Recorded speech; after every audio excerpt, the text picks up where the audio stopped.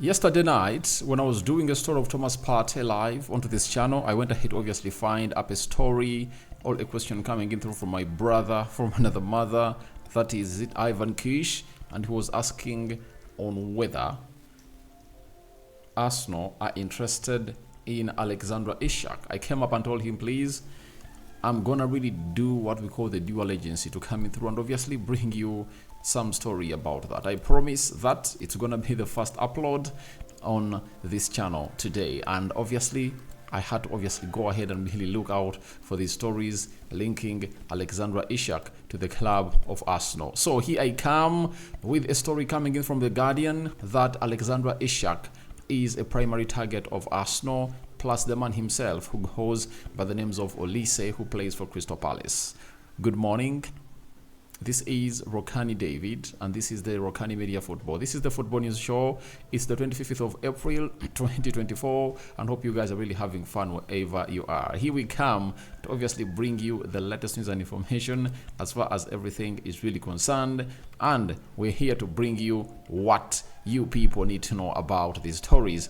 Also in the mix is a story coming in through from Barcelona. Ronald Araujo no longer untransferable, meaning that Barcelona can obviously sell him. You know what he did when he costed them a Championship League semi-final, because he went ahead to foul a player that he never really needed to foul, because Barcelona was having a lead, and with 11 players, Barcelona 11 players PSG, I think Barcelona had a chance. And then we go to the Merseyside, where Calvert-Lewin and Braithwaite went ahead to knock out Liverpool. The video is really hugely watched on this channel. Then you'll obviously come in through and really tell us what your thoughts are about that, as Calvert-Lewin speaks out alongside the goalkeeper, who goes by names of Jermaine Pickford, into the mix. So we thank God for the gift of life. The Muslims, Barakallahu fikum, and may the living to God bless you abundantly.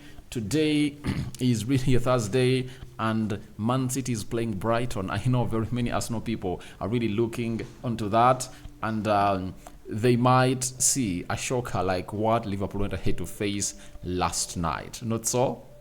So let's see close to 400 likes. Smash on this video. It's a big video awaited by very many Arsenal fans about Alexander Isak in there for you. Now, The Guardian has gone ahead to obviously put out this story, and it read as follows. Arsenal are targeting a striker and winger in the summer to strengthen Micheal Arteta's squad. It's understood that Newcastle striker Alexander Isak is one of the primary targets. Crystal Palace's Micheal Olise is understood to be a potential target after impressing Arsenal's scouting department. Now, let's talk Alexander Isak first, then Olise into the mix. The Guardian are reporting that Arsenal are targeting a striker this summer. That is written all over the world. It's known. That's why you said it that Arsenal is going to have to be linked to close to 10 strikers. And I promise to do you that top 10 channel that really brings you the top 10 and top 5s. You get? But I'm gonna really try to start it this week. You will go into the community section, and you'll be obviously saying that are those stories, the top 10s and top 5s, you know, in the football world. So here we come to really talk about Alexander Isak. When you look at Alexander Isak, it's not the very first time Arsenal going in for him. Arsenal wanted to sign him when he was still at Real Sociedad, but they felt like Jesus would have gone here to do a better job because of how he was a Premier League player, a box that now Alexander Isak is really ticking. Now, Alexander Isak is 24 years of age, and I'm telling you this, he ticks all the boxes of the kind of striker that Arsenal will want. You know, he has a height of 1.92. He's a lion. He's a towering of a lad. He's 24 years of age. That is really giving for the side of Arsenal. That's another box he ticks. Then you talk about the way he was going to hit the Premier League running. You get Alexander Isak. The first season, 22 games, 10 goals. Second season, 25 games, 17 goals. That is Alexander Isak for you, meaning that with Newcastle having gone ahead to play 34 games, he has gone ahead to miss out on 9 games. And I tell you what, he's going to hit that 20 goal mark into the Premier League. So this season, he has gone ahead to score 1 goal in the AFL Cup and 1 goal in the Champions League. And That is 19 goals. And I tell you, if they never saw their player Sandro Tonali suspended, Newcastle would have gone ahead to go through the group stages. And you never know, they would have gone ahead to proceed to play into the semi-finals or quarter-finals. You know, I think Borussia Dortmund, where it is, if Newcastle had Sandro Tonali in that midfield with Bruno Guimaraes, Newcastle would have gone ahead to obviously have a very good goal in there for you, with other injuries coming in through. But if you're having Sandro Tonali and Bruno Guimaraes in that midfield, with the aid of Alexander Isak leading that line, Miguel Almiron, Anthony Gordon, I think that team is good enough to knock out any team. That's why in the first game they played at home, they went ahead to annihilate PSG by 4-1. You remember that? So they had all that. But the moment they saw Sandro Tonali suspended for 10 months, Newcastle's rhythm was lost totally. So right now, I tell you, Alexander Isak is also a clinical player. I've gone ahead to really note certain things here. The box says that he ticks as to why he is that perfect striker that Arsenal needs. And I was not in a shock when I really got to know that Arsenal have got ahead to make him a primary target, that he is stopping he has to stop the risk because he's a different kind of striker altogether. Anything you wish your striker to be having, he has it. He's clinical. He's not wasteful. And he's a man who creates a moment of magic because of his skill set. He can really take off players, acts well in tight spaces, especially in that game of Bayern Munich. If you need a striker that can come in through and obviously sit down those people, all those players, he's the guy. He's the guy. He has the pace, you know, and he finishes or dispatches his efforts with surgical precision. That is Alexander Isak for you, and he's really good. And he's good in the air and on the floor. That is Alexander Isak for you. He does a lot. I tell you, he does a lot into his game of football. He plays well. He can really do the hold-up play very, very well. If you want him to win those aerial duels, he will. If you want him to score headers, he'll score them. If you want him to obviously put in the effort on the ground, he'll do it. You know? So that's another box that Alexander Isak takes at the club of Arsenal. Then you talk about his pace.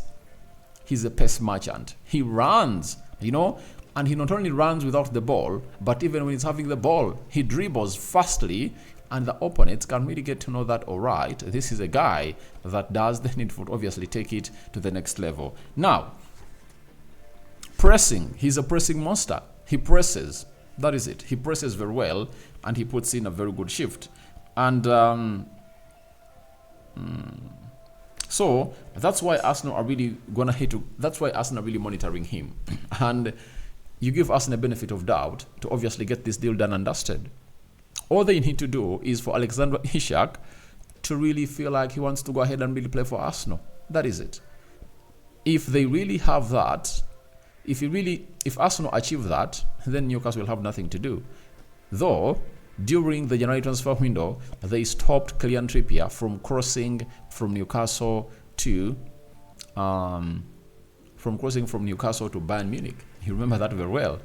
What they did was they went ahead to obviously put in a huge amount of money onto Kylian Trippier, and the other team of Bayern Munich couldn't obviously get it. However much Kylian Trippier had gone ahead to agree terms with Bayern Munich, they stopped him. This time around it's something different, because if the player says I'm leaving, forcing him to stay will be hard. You get? The other one was a January transfer window, but this is going to be a summer transfer window, whereby if Arsenal comes out and says that we need Alexander Isak, and they tell them, please, can you get us like £100 million for Alexander Isak? And it's like, all right, we can get you that amount of money. If I'm Newcastle, I get that money, I go to RB Leipzig, I pay £43 million, and I get in Benjamin Šeško. All else, I bring in Zikazi, right? All, I bring in Gyökeres. You get? If I'm Newcastle, that's what I do. You get? But the best signing, I think, should be either Zikazi or Benjamin Šeško. So, out of those two, you bring them in, they still have a resale value. Like, they went ahead to bring in, this guy. What's his name? Isak.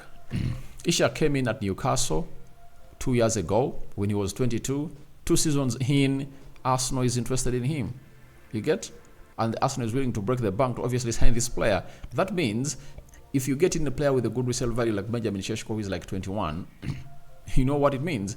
It means that you are getting in a person or a striker that really gives you a lot. You know, he gets in and really leads that line. He's aggressive, he's tall, and I tell you, he's fast. He's fast. He has all the attributes of Alexander Isak, but for him, he's really more muscular as a player.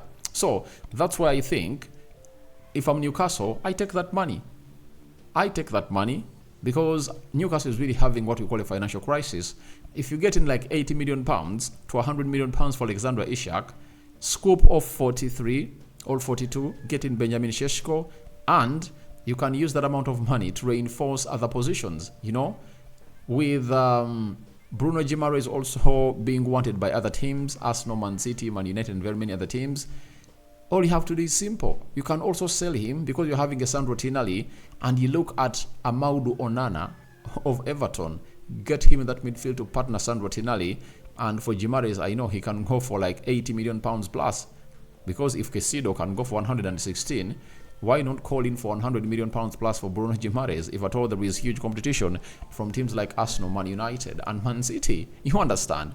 Even Barcelona is in the mix. They need Bruno Guimaraes. So I think this guy is really good, and he'll be doing a very proper job for Arsenal. That's why Arsenal are really looking in for him. But as I always told you, we wait and see, because it's the summer transfer window knocking on the door. A lot of players are going to be linked to different teams in the world. Now, let's obviously leave him at that, because I'm going to really tell you everything about the transfer, and more news is going to be coming in through. And I know more Isak stories are going to be dropping here very, very soon. Let's obviously talk about Olise. Olise has been linked to very many teams, and top clubs in Europe are interested in the service of Olise. Olise is 22 years of age, right? And he was born on the 12th of December 2022. When I read this story, I believe and really say, all right, Arsenal are seeing what I'm seeing. Crystal Palace's Michael Olise is understood to be a potential target after impressing Arteta's scouting department. I tell you, he's very giving, and this time around, I know Arsenal are really going to go in for a left-footed player who plays on the right attacking side of the midfield. You can call that person a right forward, like you see the likes of Saka. People love Saka, but I tell you this, if you want to see Saka explode, you need to bring in a player who is going to give him a run for his position. At Arsenal, Saka needs to stop knowing that I'm a starter. That gives him some bit of complacency and relaxation. But if at all you want to really give him a pat at the back to really awaken him up, the best thing to do is go gate in another player that can do the job like him. If you get him another player that can do the job like him, I tell you this, he's gonna really wake up and will give you something that Saka never had to give you. For example, I support Man United. That's written all over the wall. And Man United has been one of those teams that have gone ahead to do this. When Sir Alex Ferguson was here, Ronaldo, as he neared the world-class levels, Ferguson got to know that this player will relax and become complacent, you know? And to really close out that luxury, what he did was, he went to Sporting Lisbon and bought another Portuguese player known as Nani that could effectively play like Ronaldo. And the reason as to why he brought on Nani was to awaken Ronaldo that it's not yet over, it's not done. And Nani went ahead to obviously give Ronaldo a push, all a run for that position, and Ronaldo was putting in huge efforts. So I think it's one of the things that they should do. As Arsenal is planning to obviously get another striker to obviously compete with Gabriel Jesus, why don't you get in another person to compete with Bukayo Saka? Because When competition is there, the biggest beneficiary is the team. That is it. When competition is there, the biggest beneficiary is the team. When you look at Olise this season, he has gone ahead to play 15 games, 7 goals and 4 assists. Insane stats. You get? Insane stats. And remember, he's playing for Crystal Palace. Last season, he played 37 games. He had 2 goals and 11 assists. So, he's really an insane guy. He's insanely good, and he's still young, and that's why teams like Man United are really looking up for him. Now, can Arsenal beat the competition of teams like Manchester United? Because for Man United, it's reported that this boy grew up supporting Man United. He's a United fan. He grew up supporting Man United from his childhood, and him and Braithwaite have been made the priority signings of Man United this summer. Now, can Arsenal go ahead and really get £60 million out to bring in a player to compete with Bukayo Saka? I think it will be something good for them, because Olise gives you something different. You know, he cuts inside, bends in very well, he's unselfish, and he's really a very fast player and effective player. You know, everything that Saka gives you, Olise gets it to you, and whatever Saka doesn't give you, Olise gives to you. The composure, acting well in tight spaces. I refer to you that game of Bayern Munich. That is it, because that game needed Arsenal to be having what we call players that act well in tight spaces, and because they missed out on such, they formed themselves in a position of losing out onto that game. And I think you see to it that every player that Arsenal is pointing at is a press-resistant player who acts well in tight spaces. Have you gotten to know about that? All those players, they're really being linked to. So for me, Olise is the deal, and we wait to see who is going to win the battle, because Man City wanted to sign him the previous summer, right? After wanting to sign him the previous summer,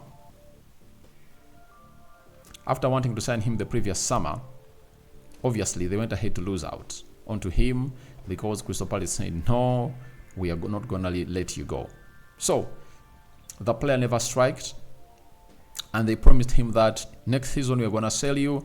That's why he has a buyout clause of £60 million. So who is going to convince the player? Because Arsenal can afford £60 million. Liverpool can afford £60 million. Manchester United can, and Man City can. Now, it depends on where the player wants to go. That is the big deal. It depends on where the player wants to go. When you look at all those teams, he'll have to sit down with his agent and really make a perfect decision. You can't compete with Saka, who is really one of the favorites at Arsenal. You really say, no, I'm not going to go that side. I'm going to go to Man United or Liverpool or Man City, where I can be a regular starter. It's really going to be upon him as a player. So, we're leaving Olise at that level. Let's go to the man responsible for knocking out Barcelona. That is Araujo. And we've gone ahead, obviously, getting a story coming in through from Alfredo Martinez. He works on Onda Cero Radio, that is in Spain. He has said that, I think this is in his home country, right? Ronald Araujo is no longer untransferable. Barcelona will listen to offers for him this summer. The club wants at least 100 million euros for him. His mistake versus PSG has made his future more uncertain than ever. Barcelona believe Kubasi can replace him. However much I'm fronting that mistake, I think it's not the primary reason as to why they've gone ahead to make a decision that they can listen to offers of Ronald Araujo. You know, teams like Bayern Munich, Manchester United have been really chasing in for this guy, even Liverpool. But I know the reason behind his transfer. Barcelona are really having problems for money. And the coming in of Kubasi, that young, I think Kubasi is he 16, 17? Let's obviously see Kubasi. So, Pau Kubasi is just 17 years of age, but the way he plays that central defense, you really get to know that he's really a very good guy. And if you are Barcelona, you sell Araujo. You sell Araujo to obviously strengthen other departments, because Barcelona need Bruno Guimaraes. Bruno Guimaraes will go like for £80 million. Barcelona need Alexander Isak that we've been talking about here. They will need close to 80 million pounds. They want Bernardo Silva. So if they are to get in those three players, they will need how much? Guimaraes, 80 million pounds. Isak, 80 million pounds. Bernardo Silva, 50. You know, that is close to 210 million pounds. So for Barcelona, they need to move on players like Araujo for like 86 million pounds, because 100 million euros is like 86 million pounds. Frank de Jong for like 80 million, for like 70 or 80 million pounds. Then which other player can they sell to obviously accumulate money?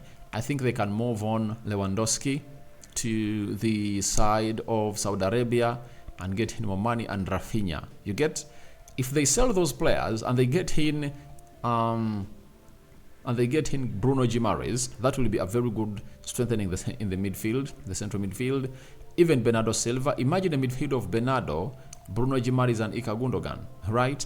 Pedri is there, Gavi is also there. Meaning that you can now push Pedri or Gavi to play as a left attacking midfielder, and then Yamal to play as a right attacking midfielder, and then this other guy, Victor Roque, leading the line for you in the side as you do the rebuild. Because the fact is, Barcelona need a rebuild, you know, and I don't want to see them spending huge money on grown-up players. So the reason as to why they want to sell this guy, it's not because that went ahead to commit a very big mistake that led to the knockout of Barcelona, because very many players have gone ahead to commit mistakes. Why do they want to keep Cancelo? Yes, yet Cancelo went ahead to obviously make them concede like 2 goals in that game of PSG. And even when they are playing against Real Madrid last weekend, you saw him being the reason as to why Barcelona went ahead to concede 3 goals. Why do they keep saying they want to sign Cancelo? Yet Cancelo has gone ahead to make them concede very many goals than Araujo. Araujo has gone ahead to put in a very good shift and is a very good player. So, in my mind, I think that's not the case. The case is different. They needed money to see to it that these things really go the right way. You understand? So, for me, in my own understanding, I believe it's all about money. It's not all about the mistake made when they're playing PSG. It's all about money, because they're really doing badly off. Now let's go to the players responsible for really making or seeing Liverpool beaten at the side of Goodson's Park. I came up late in the night, did that live stream, and finally we are here to discuss what the players went ahead to say. I brought you what Virgil van Dijk said, Carragher and the manager of Liverpool, that is Jurgen Klopp, and now Calvert-Lewin, the man who scored the second goal to give Everton a very comfortable lead. He said, "Pressure is a privilege and it's my responsibility to carry that. It's nice when you work hard and get the reward with a goal. It's extra special in a local derby. I know what it means to the fans and myself. It's a great result. We needed 3 points. Everything came together tonight. The atmosphere was extra special, electric. It hasn't been like that for a while. To do that on the night like that is a great experience and memory. Well, kick on now." So, we will kick on now. So, very huge win for Everton. 8 points from the relegation zone. Luton Town is, I think, 18th. So they are 8 points. And by the way, they are going to play Luton Town very soon. I think next Friday. That's when they're really playing it. So it's really going to be very giving that this side of Everton has come up to really put in a shift that people have gone ahead to hail and really give green light. So let's wait and see how that pans out. But Calvert-Lewin went ahead to put the final nail in the coffin of Liverpool yesterday night. The goalkeeper, that was really amazing and went ahead to keep a clean sheet. And now I think he has like 10 clean sheets in the Premier League. That is Jermaine Pickford, has come out and said, "It's my first experience winning that derby at home. Great atmosphere, great application from the lads. A deserving and massive win. Hard work pays off.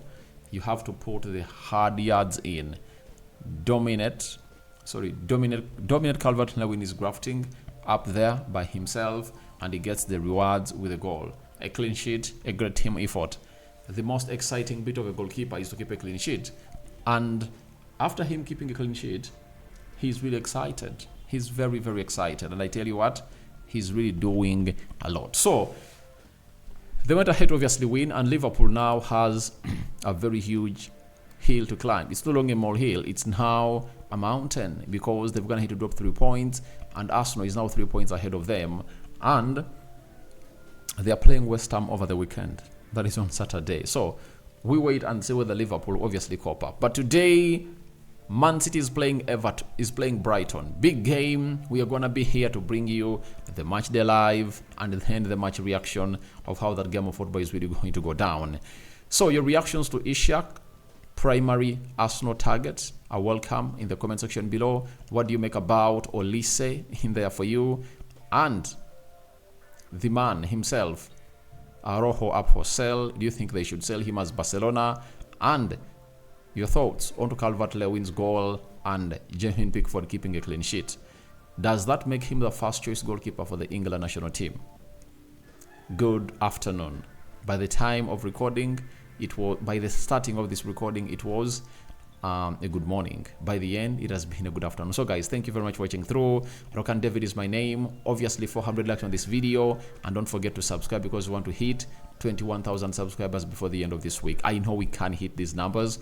That's why you've gone ahead to start up with a banger in this morning. Barakallahu fikum to the Muslims, the Christians. We cover you all in the precious blood of Jesus Christ. And I'm out. 400 likes on this video.